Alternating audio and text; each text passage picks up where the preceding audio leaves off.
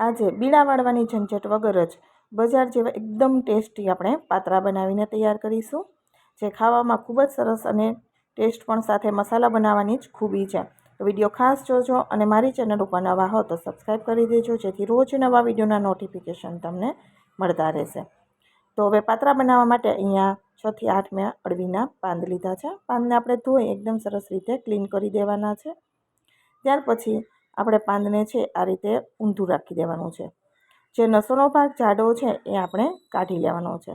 જો તે ધારવાળું પાતળું ચપ્પુ હોય એવું લેવાનું અને જે જાડી નસો છે એ આપણે કાપી દઈશું, જેથી આપણને આગળ પાતરા બનાવવામાં સરળતા રહે. તો બીડું વાળવામાં થોડી તમને ઝંઝટ થતી હોય છે કે બેટર જો થોડું પાતળું થઈ ગયું હોય તો બહાર નીકળી જાય રોલમાં, બીડા વાળવામાં કેવી રીતે વાળવા. પરંતુ આજે બીડા વાળવાની ઝંઝટ વગર જ અને એકદમ લેયરવાળા સરસ મજાના પાતરા બનાવીને તૈયાર કરીશું. તો બધા પાન છે એને આ રીતે જાડા ડંઠલ હોય ને એ બધા કાઢી નાખવાના છે અને તૈયાર કરી દઈશું આપણે. નાના મોટા બધા અલગ અલગ પાન, સાઇઝની પાન કોઈ દિવસ એક સરખી હોતી નથી, એટલે આપણે સેટ કરવાના હોય છે. તો બધા જ પાનને આ રીતે નસો કાઢી અને પછી આપણે એને બેટર બનાવીશું. તો અહીંયા પાન છે એની નસો મેં કાઢી દીધી છે. આ રીતે બધા જ પાનની નસો કાઢી નાખી છે, નાના મોટા બધા જેટલા છે એ બધાની. હવે આપણે પાનને સાઈડમાં રાખી દઈએ અને એનું બેટર બનાવીએ. તો બેટર બનાવવા માટે અહીંયા ચણાનો લોટની જરૂર રહેશે. ચણાના લોટથી ટેસ્ટ આવતો સરસ આવે છે.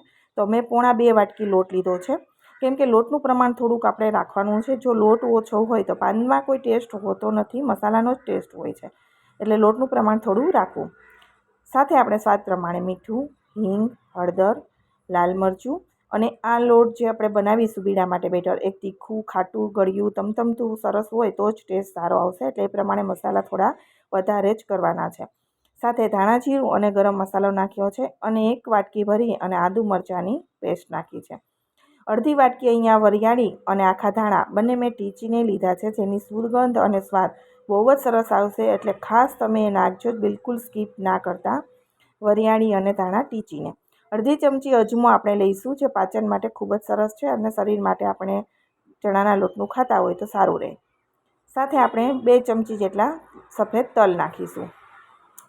ગળપણ માટે આપણે 1 વાટકી ભરીને ગોળ, એટલે કે મોટી 2 ચમચી અહીંયા ગોળ નાખ્યો છે. ગળપણ થોડું ચડિયાતું રાખવાનું. ગળપણ, મીઠું અને ખટાશ ને તીખાશ બધું સરસ હોય તો જ પાત્રામાં સ્વાદ એકદમ સરસ આપણે માર્કેટમાંથી લાવો દુકાનેથી એવા જ બનશે. સાથે અહીંયા આંબલીનો પલ્પ અડધા કપ જેટલો મેં નાખ્યો છે, જેથી ખટાશ એકદમ સરસ રહે. બધી જ વસ્તુઓને આપણે મિક્સ કરીશું અને ત્યાર પછી આપણે એમાં પાણી નાખીશું. તો પાણી છે એ જરૂર પ્રમાણે નાખવાનું છે. ખાસ પાણી જેવું બેટર બનાવવાનું નથી. બેટર છે પાનની અંદર ઉપર સરસ રીતે કોટિંગ થાય એટલે ઘાટું રાખવાનું છે, અને વધારે પડતું ઘાટું પણ નહીં કે આપણે પાનની ઉપર ફેરવીએ તો પાન જ તૂટી જાય. એટલે મીડિયમ કન્સિસ્ટન્સીવાળું પણ પાતળું પણ નહીં અને એકદમ વધારે પડતું ઘાટું પણ નહીં, એવું કરવાનું છે. એટલે એકસાથે પાણી નથી નાખવાનું, થોડું થોડું પાણી નાખી અને બેટર તૈયાર કરવાનું છે. તો અહીંયા તમે જોઈ શકો છો, હવે બેટરમાં આપણે પાણી નાખવાની જરૂર નથી. હવે સરસ રીતે ચમચાથી થોડીવાર ફેટી લેવાનું, એટલે એકદમ મસ્ત તમે જોઈ શકો છો, નથી પાણી જેવું કે વધારે પડતું ઘાટું. જ્યારે આપણે પાનની ઉપર લગાવીએ ને તો પાન ઉપર સરળતાથી એ સ્પ્રેડ થાય. હવે આપણે બીડા વાળવાના નથી, એટલે આપણે સ્ટીમરની જે આપણે સ્ટીમર હોય એની અંદર કાણાવાળી પ્લેટ આવે છે એ જ લઈ લઈશું. એની ઉપર આપણે પાન રાખવાનું છે. કોઈ પણ તમારે અહીંયા પાન પહેલાં લઈ લેવાનું છે, એ અહીંયા સેટ કરી દેવાનું. સેટ કરી અને ચમચી અથવા તો હાથથી તમને જે રીતે સ્પ્રેડ કરવાનું ફાવે બેટર એ રીતે કરી દેવાનું, અને થોડુંક બેટરનું પ્રમાણ રાખવાનું, જેથી ઉપરનું લેયર છે ને પાનની ઉપર એકદમ સરસ એવું બનશે અને ટેસ્ટ પણ સારો એવો આવશે. હવે બેટર કેવી રીતે લગાવવાનું છે કે જે આપણે નીચે પ્લેટ રાખી છે કાળાવાળી, એ પ્લેટની ઉપર જ આવવું છે, બહાર ના નીકળે એ રીતે બેટર લગાવી દેવાનું ફરતું. પછી જે વધારાનું એક્સ્ટ્રા પાન છે એને આપણે વાળી દઈશું. તો અહીંયા તમે જોઈ શકો છો, આ રીતે બધું એક્સ્ટ્રા પાન છે ને ઉપર નીચે સાઈડમાં આપણે વાળી દઈશું. વાળી અને આપણે સ્ક્વેરમાં જ બને એટલા કરીશું, કટિંગ કરવાની આપણે સરળતા રહે, એટલે બને તેટલું સ્ક્વેરમાં જ આપણે આ પ્લેટમાં જ પાથરીશું. આ રીતે ઉપર આપણે ફરી લોટને સ્પ્રેડ કરી દેવાનો. ચમચી, ચપ્પુ તમને જે રીતે અનુકૂળતા આવે એ, કે હાથથી ફાવે તો હાથથી. આ રીતે બધું જ સ્ક્વેરમાં આપણે એક પછી એક બધા પાન આપણે રાખી દઈશું. તો અહીંયા એક પાન છે એ મેં વાળી, તમે જોઈ શકો છો કે ચોરસ ભાગમાં આખું લગાવી દીધું છે. એની ઉપર આપણે બીજું પાન પાથરી દીધું છે. હવે એની ઉપર પણ એ જ રીતે લોટ લગાવી અને એને પણ વધારાની એક્સ્ટ્રા જે સાઈડો છે એ આપણે વાળી દઈશું એની ઉપર. અને એની ઉપર લોટ લગાવી ફરી બીજું ત્રીજું પાન એ રીતે બધા જ પાનને આપણે સેટ કરવાના છે આની ઉપર જ. તો આ રીતે હાથથી વાળી અને ચમચીથી લોટ લગાવી અને આપણે એને સેટ કરતા જઈશું. તો બધા પાનની ઉપર આ રીતે લગાવી અને છેલ્લે જે પાન આવે એમાં આપણે એની ઉપર આછો જે વધ્યો ઘટ્યો લોટ છે એ લગાવી દઈશું. એટલે ફટાફટ બધા પાન આ રીતે ચીપકી જશે લોટ છે સરસ રીતે. અને જે સ્ક્વેરમાં છે ને એ પાર્ટ એકદમ સરસ રીતે રહેશે. તો બધા જ પાન મેં છે ને આ રીતે કરી દીધા છે. અહીંયા લાસ્ટ છેલ્લું પાન છે તમે જોઈ શકો છો, જેને આ રીતે વાળી અને એને પણ આપણે માથે લોટ સરસ રીતે સેટ કરી અને ચીપકાવી દઈએ. અને છેલ્લો લોટ છે મારે જે બાઉલમાં ચોટ્યો છે એને મેં હાથથી લઈ અને બધો ચોંટાડી દીધો છે, જે થોડો ઘણો માથે ઉપર બાઉલમાં ચોટ્યો હોય એ જ. બાકી બધા પાનમાં સરસ રીતે લોટનું કોટિંગ કરી દીધું છે.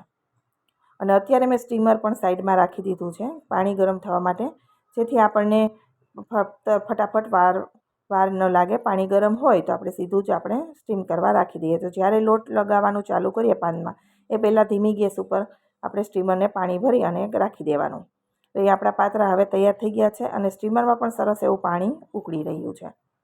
તો આપણે હવે ગેસની ફ્લેમ મીડિયમ ટુ હાઈ રાખી અને 10 મિનિટ માટે સ્ટીમ થવા માટે પાત્રાને રાખી દઈએ. 10 મિનિટ સુધી આપણે ખોલશું ને 10 મિનિટ પછી આપણે એકવાર ચેક કરી લેવાના.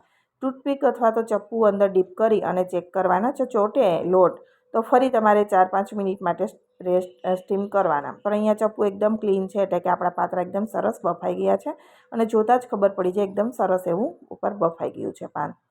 તો હવે નીચે લઈ લઈશું, ઠંડા થવા દેવાના. ઠંડા થયા પછી આપણે એનું કટિંગ કરીશું. તો તમને કટિંગમાં પણ નાના મોટા જે રીતે તમને ટુકડાઓ પસંદ હોય એ રીતે કટિંગ કરવાનું. કે મોટી બાઇટ્સ પસંદ હોય તો મોટામાં કરવાનું, નાના પસંદ હોય તો નાના. અને સાઈડમાં જે વધારાની એક્સ્ટ્રા પાતળી લેયર હોય તો તમે ચપ્પુથી એને હટાવી શકો છો, કે એકદમ સરસ સ્ક્વેરમાં જ બધા નીકળે. અને હું તમને બહાર કાઢીને પણ બતાવી દઈશ કે અંદરનું જે આપણે બેટર લગાવ્યું છે ને એનું લેયર, જો લોટનો સ્વાદ સરસ હોય તો જ તમને પાત્રામાં સ્વાદ સારો આવશે. કેમ કે પાત્રાનો પોતાનો કોઈ ટેસ્ટ હોતો નથી પાંદમાં. જો બેટરમાં જ એકદમ મસ્ત ખાટું મીઠું તીખું તમતમતું રાખશો ને બધું પ્રમાણ મસાલાનું વધારે, તો તમારું જે પાત્રા છે ને બજાર જેવા એકદમ ટેસ્ટી બનશે. બીજું કે આ વરિયાળી અને ધાણા નાખવાથી ટેસ્ટ ને સુગંધ બને બહુ સરસ આવે છે. અને બહાર કાઢીને મેં તમને બતાવ્યું કે લોટનું પ્રમાણ એકદમ પરફેક્ટ છે, કે વધારે પડતું નહીં અને ઓછું પણ નહીં. જો તમે આ રીતે લોટનું પ્રમાણ રાખીને ખાશો ને તો તમને પણ એકદમ સરસ ટેસ્ટી એવા લાગશે. તો એકદમ પરફેક્ટ છે. હવે આપણે શું કરીશું, વઘાર કરતાં પહેલાં એક પ્લેટમાં બધા પાત્રાને સેટ કરી દઈશું. સેટ કરી અને પછી આપણે ઉપરથી સરસ એવો વઘાર છે એ કરી અને નાખીશું. તો બજારની જેમ જ આપણે કરીશું. અને પાત્રા તમને નજીકથી હું બતાવું છું કટિંગ કરીને, તમે જોઈ શકો છો. લેયર છે ને એકદમ સરસ બધા જે પડી ગયા છે અને મસાલો એકદમ પરફેક્ટ છે. અને તમે વઘાર કર્યા વગર પણ ગરમ ગરમ ખાશો ને એટલું સરસ લાગશે ને કે તમે મને યાદ કરશો કે આ જ રીતે પાત્રા બનાવાય. એટલા સરસ ટેસ્ટી તમારા પાત્રા બનીને તૈયાર થશે. હવે એમાં આપણે વઘાર કરવા માટે 2 મોટી ચમચી જેટલું તેલ લીધું છે. તેલ ગરમ થાય એટલે 1.5 ચમચી જેટલી આપણે રાઈ નાખીશું. ચમચી તમારે નાના મોટી છે ચેક કરી લેવાનું. મારી ચમચી નાની છે તો એ પ્રમાણે મેં રાઈનું નાખ્યું છે. મોટી હોય તો એ પ્રમાણે લેવાની. રાઈ સરસ રીતે ફૂટી જાય ત્યાર પછી આપણે લીલા મરચાં નાખ્યા છે કટિંગ કરી, અને ચીરીઓમાં મેં નાની ચીરીઓમાં કટિંગ કરીને રાખ્યા છે એ નાખી દઈએ. ગેસની ફ્લેમ બંધ કરી દઈશું. મીઠો લીમડો, હિંગ નાખીશું અને સફેદ તલ નાખીને મિક્સ કરી દઈશું વઘારને. મિક્સ કરી અને હવે જે આપણે પાત્રાની પ્લેટ તૈયાર કરી છે એની ઉપર વઘારને રેડી દઈએ, જેથી વઘારનો સુગંધ અને સ્વાદ બંને સારા લાગશે પાત્રાની અંદર. તો હવે આપણે લઈ લઈએ. અહીંથી ગેસની ફ્લેમ આપણે બંધ કરી દીધી છે. પાત્રાની ઉપર સ્પ્રેડ કરી દઈએ. તો આ સ્વાદ એક વખત તમે પાત્રાનો ચાખશો ને એટલે તમે આ જ રીતે તમે ચોક્કસ બનાવશો. બીડા વારવાની પણ ઝંઝટ નહીં અને ફટાફટ બનીને તૈયાર થઈ જાય છે. અને લુકમાં પણ એટલા જ સરસ. આપણે હવે વઘાર નાખ્યા પછી લીલા ધાણા અને ટોપરાના છીણથી ગાર્નિશિંગ કરી દઈશું. જે રીતે તમે બજારમાંથી લાવો છો સેમ એ જ પ્રોસેસ આપણે બધી કરી છે અને સ્વાદ પણ એ જ છે. તમે એકવાર આ જ રીતે પ્રોસેસમાં બનાવો કે તમારે આદુ મરચાંની પેસ્ટ છે, ગળ પણ છે, ખટાશ છે, બધું પરફેક્ટ નાખી તો તમે તમારા પાત્રા પણ એટલા દુકાન જેવા જ ઘરે બનીને તૈયાર થશે. તમને મારા પાત્રાની રેસીપી કેવી લાગી છે એ કોમેન્ટ બોક્સમાં જરૂરથી જણાવજો. વિડીયો પસંદ આવે તો વિડીયોને લાઇક આપજો, વધુમાં વધુ લોકો સાથે શેર કરજો અને મારી મેથડથી એકવાર તમે ચોક્કસ બનાવી જોજો. બીજી કોઈ વસ્તુની જરૂર નહીં પડે. તમે મને ચોક્કસ યાદ કરશો કે આટલા સરસ પાત્રા પહેલાં ક્યારેય નથી બન્યા. એટલા ટેસ્ટી અને સરસ બનશે. મસાલો હંમેશાની માટે પાત્રામાં ચડિયાતો જ રાખવાનો હોય છે. ફરી મળીશું નવા વિડીયો સાથે. આવજો.